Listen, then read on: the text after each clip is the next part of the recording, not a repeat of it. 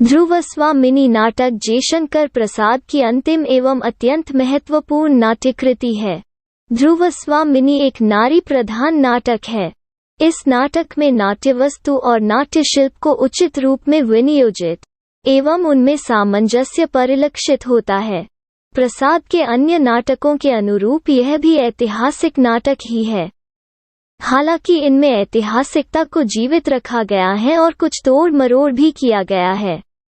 विश्वासदत्त का देवी चंद्रगुप्तम के अंश नाटक के मूलाधार है। नाटक के कथ्य को यथार्थ रूप में यथावत प्रस्तुत किया है। अपने आप में एकमात्र नाटक है जिसमें औपन्यासिक प्रवृत्ति का अभाव है। इस नाटक में संघर्ष और द्वंद्व की नाटकीयता परिलक्षित होती है। नाटक का मंचन इतना सरल है कि बिना किसी काट छांट के किया जा सकता है। समस्या प्रधान होने के बावजूद समस्या नाटक के वर्ग के अंतर्गत इसे नहीं रखा जाता। वैचारिक नाटक होने के पश्चात यह नीरस नहीं है। प्रसाद जी भारतीय संस्कृति के समर्थक थे, इसलिए चंद्रगुप्त की गरिमा बनाए रखने के लिए रामगुप्त की हत्या सामंत कुमार से करवाई। इस तरह प्रसाद जी ने कई जगह ऐतिहासिक तथ्यों को चरित्र रक्षा के लिए या तो छोड़ दिया या मरोड़ दिया। नाटक का उद्देश्य ऐतिहासिक तथ्यों को पुनर्जीवित करने का नहीं बल्कि उसके भीतर छुपे सत्य को उजागर करना है। इसे सिद्ध करने के लिए कहीं कहीं उन्हें नाटक को अपने अनुसार घुमाना पड़ा। नाटक के पात्र ध्रुवस्वामिनी, रामगुप्त की पत्नी और महादेवी प्रधान चरित्र जो कि नाटक के अन्य पात्रों पर भी प्रभाव डालता है। समस्त घटनाएं इसी से संबंधित है। शकराज गौण पात्र महत्वाकांक्षी, रणकुशल एवं कूटनीतिज्ञ, साथ ही क्रूर भी है, जो कि रामगुप्त के राज्य को चारों ओर से घेर लेता है। कोमा मिहिरदेव की पालित पुत्री जो कि शकराज से प्रेम करती है। चंद्रगुप्त समुद्रगुप्त का छोटा पुत्र, साहसी, पराक्रमी, वंश और समाज की गौरव रक्षा करने वाला। रामगुप्त समुद्रगुप्त का बड़ा पुत्र, प्रमुख पुरुष पात्र और विलासी प्रवृत्ति का व्यक्ति।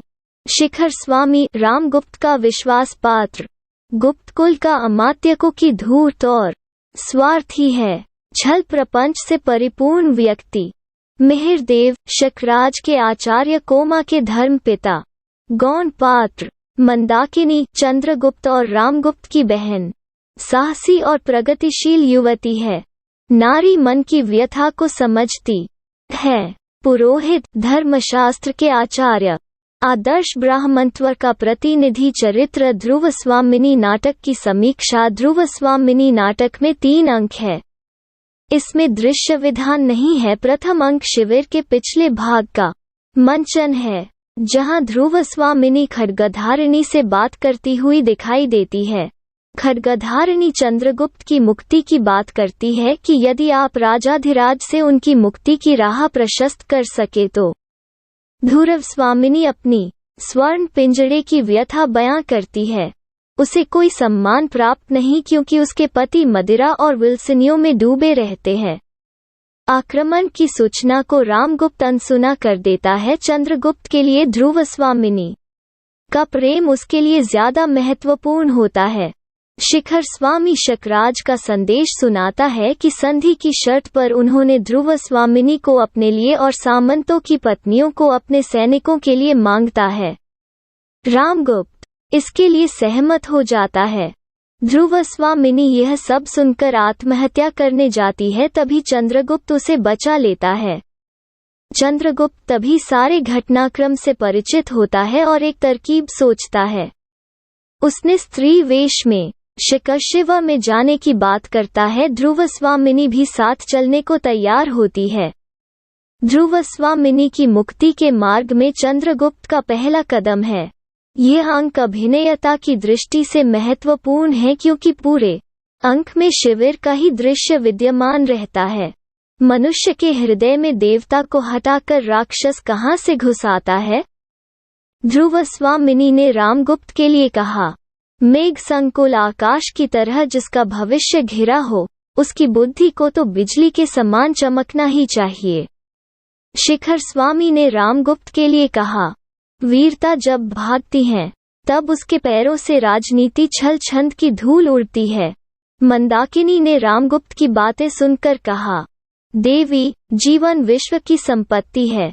प्रमाद से, क्षणिक आवेश से या दुहक की कठिनाइयों से उसे नष्ट करना ठीक तो नहीं। चंद्रगुप्त ने ध्रुवस्वामिनी से, जब वो आत्महत्या करने जाती है, इस वक्षस्थल में 2 हृदय हैं क्या? जब अंतरंग हाँ करना चाहता है, तब ऊपरी मन ना क्यों कहला देता है? ध्रुवस्वामिनी ने अपने हृदय के द्वंद्व को समझना चाह रही, जो कि चंद्रगुप्त के लिए है। द्वितीय अंक कथा का केंद्र शक्दुर्ग है। शकराज संधि का परिणाम जानकर बेहद खुश होता है। कोमा और मिहिरदेव शकराज को नारी का अपमान करने से रोकते हैं, पर वो किसी की भी नहीं सुनता। शकराज दोनों को अपमानित करता है। मिहिरदेव अमंगलकारी धूमकेतु की ओर इशारा करते हैं और कोमा के साथ चले जाते हैं। शकराज उस धूमकेतु को देखकर बेहद चिंतित होता है, अनिष्ट होने से भयभीत रहता है।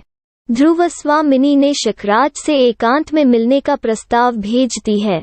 नारी वेश में चंद्रगुप्त भी साथ जाता है। चंद्रगुप्त और शकराज में युद्ध होता है और शकराज की मृत्यु हो जाती है। ये अंक सक्रिय और मर्मस्पर्शी है। प्रश्न स्वयं किसी के सामने नहीं आते।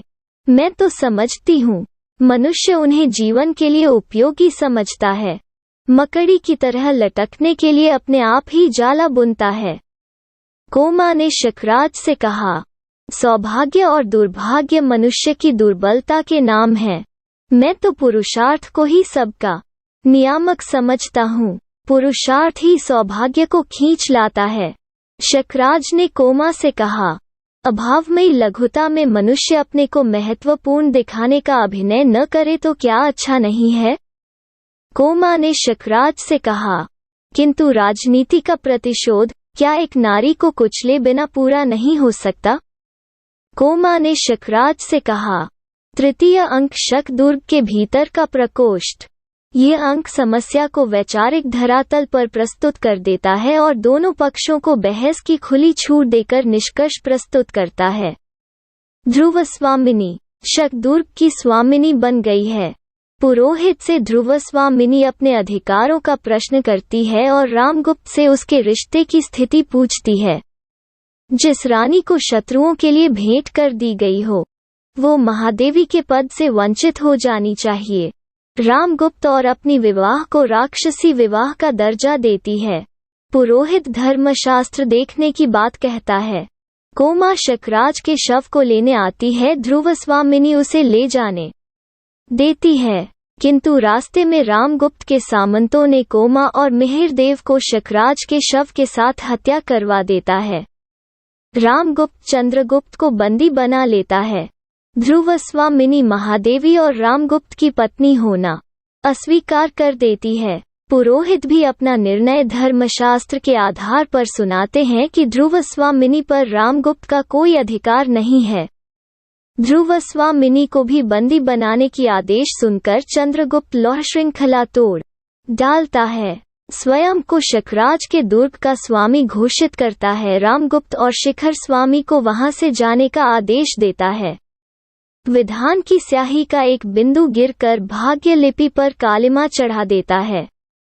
चंद्रगुप्त ने ध्रुवस्वामिनी के लिए कहा, ध्रुवस्वामिनी नाटक का उद्देश्य तत्कालीन समस्याओं को सुलझाने का प्रयास। तत्कालीन नारी समस्याओं को उठाया गया है। नारी दशा दयनीय थी। उसे अपमानित और पददलित किया जाता था। पुरुषों द्वारा अत्याचार किए जाते थे, उन्हें गुलाम समझा जाता था। नाटक का उद्देश्य केवल विवाह, मोक्ष, तलाक या पुनर्लिंग की समस्या का हल मात्र नहीं है। देश का विघटन करने वाली राजनीति व्यवस्था के भ्रष्ट मूल्यों पर प्रहार किया है। राष्ट्र एवं व्यक्ति की अस्मिता का प्रश्न उकेरा है।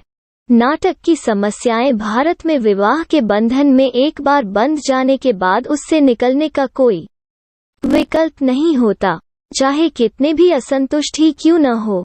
पुरुष दूसरा विवाह कर सकता पर स्त्री नहीं। लोग इस व्यवस्था को ही उचित समझने लगे थे।